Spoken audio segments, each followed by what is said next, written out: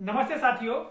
प्रश्न पत्रों के स्वरूप पर इस वीडियो में हम चर्चा करने वाले हैं। जैसा कि आपको ज्ञात है, कक्षा तीसरी एवं चौथी की परीक्षाएं अप्रैल मास में होना है और इस तरह से कक्षा छठवीं और सातवीं की भी परीक्षाएं अप्रैल माह में संपन्न होना है। तो इन कक्षाओं के लिए जो विषय निर्धारित है, उन विषयों के प्रश्न पत्रों का स्वरूप क्या होगा, अंकों का विभाजन क्या होगा और प्रश्न पत्र में आने वाले प्रश्न कहां से पूछे जाएंगे, कौन सी पाठ्य पुस्तक से आएंगे, इस बारे में हम चर्चा करते हैं।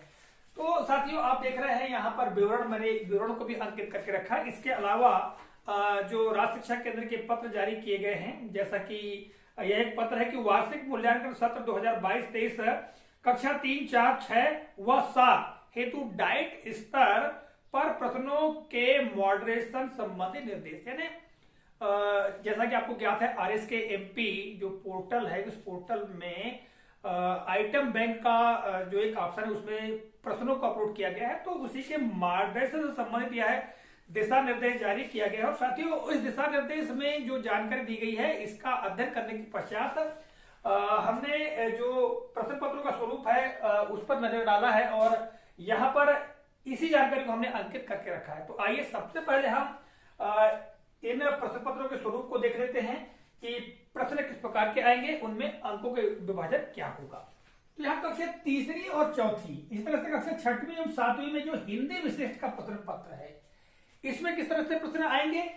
और इसी तरह हम विषयों को देखें तो कक्षा तीसरी, चौथी, छठवीं, सातवीं में सामान्य अंग्रेजी होगी। और गणित के लिए हम बात करें तो कक्षा तीसरी, चौथी और छठवीं, सातवीं में गणित विषय। कक्षा तीसरी और चौथी का पर्यावरण, कक्षा छठवीं, सातवीं के लिए विज्ञान, सामाजिक विज्ञान और संस्कृत, ये विषय है।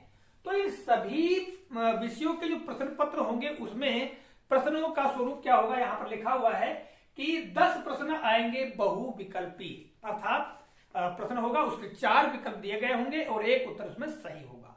तो ऐसे 10 बहुविकल्पी प्रश्न होंगे। इसी तरह से लघुत्तरी प्रश्न की हम बात करें तो लघुत्तरी प्रश्न भी 10 होंगे, ठीक है। और 4 जो प्रश्न है दीर्घ उत्तरीय होंगे, यानी विस्तार से उत्तर लिखने के लिए होंगे। तो इस तरह से यहां पर हम प्रश्नों की संख्या देखें तो कुल प्रश्नों की संख्या 24 होगी। 10 प्रश्न बहुविकल्पी, 10 प्रश्न लघुत्तरी और 4 प्रश्न दीर्घ उत्तरी। अब अंकों के विभाजन की हम बात करें तो प्रत्येक जो बहुविकल्पी प्रश्न है वो 1 अंक का होगा, लघुत्तरी प्रश्न है वो 3 अंक का होगा और जो दीर्घ उत्तरी प्रश्न है वो 5 अंक का होगा। इस तरह से कुल 60 अंक का प्रश्न पत्र होगा।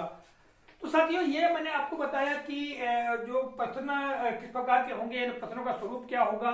और लगभग ऐसा ही स्वरूप बोर्ड परीक्षाएं यानी कक्षा 5वीं और 8वीं भी होगा, उसी पैटर्न पर कक्षा 3 से लगा 3, 4, 6 और 7 के लिए भी उसी प्रकार के प्रश्न होंगे। अब हम बात करते हैं कि प्रश्न कहां से पूछे जाएंगे। तो साथियों, यहाँ पर जो दिशा निर्देश है, इस दिशा निर्देश में जो जानकारी दी गई है, यहाँ पर स्पष्ट किया गया है कि जो निर्धारित पाठ्य पुस्तकें हैं इन विषयों की, उस पाठ्य पुस्तक से और साथ ही जो एड ग्रेड की पाठ्य पुस्तिका मिली है विद्यार्थियों को, ठीक है, अध्यापन कराने के लिए, उनसे, यानी इन दोनों से ही प्रश्न पूछे जाने हैं। यहाँ पर संक्षेप में इस संबंध में जानकारी दी गई है। तो साथ ही प्रश्नों के स्वरूप के संदर्भ में और प्रश्न कहां से आएंगे, बच्चों की तैयारी किस तरह से करानी चाहिए, ठीक है, इस बारे में हमने चर्चा की। आशा करता हूं जानकारी उपयोगी लगी होगी। तो हम अपने विद्यार्थियों की तैयारी करवाएं अपनी जो पाठ्य पुस्तक है उससे और एड ग्रेड जो पुस्तिका मिली है उससे, ठीक है। तो मिलेगा अगले कालखंड में, तब तक के लिए जय हिंद।